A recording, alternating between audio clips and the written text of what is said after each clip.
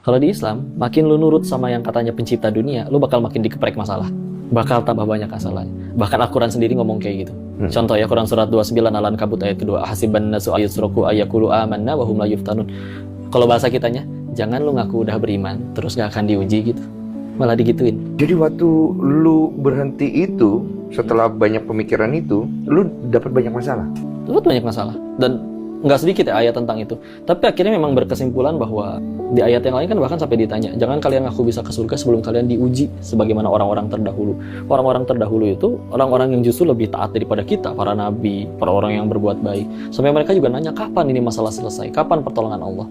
Tapi di akhirnya ditutup dengan wabasyiris sobirin, berikan kabar gembira kepada orang yang sabar, dan dilanjutkan, siapa yang dapat kabar gembira tersebut?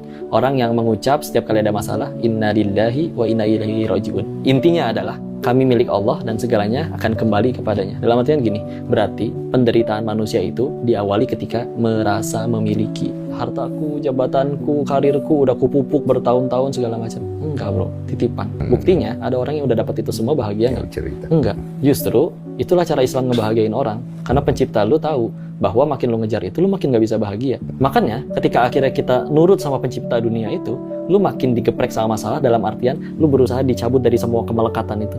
Sesuatu yang bermanfaat, tapi kalau melekat pasti jadi masalah.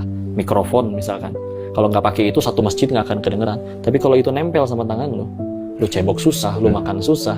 Padahal benda itu bermanfaat. Apalagi ini nemploknya di hati.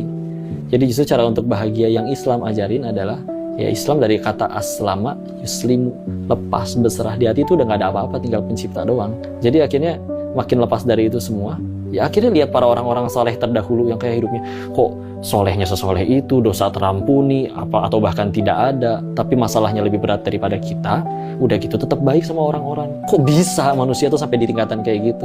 Dan mereka bahagia. Sedangkan bos-bos kami dulu nggak ada yang bahagia.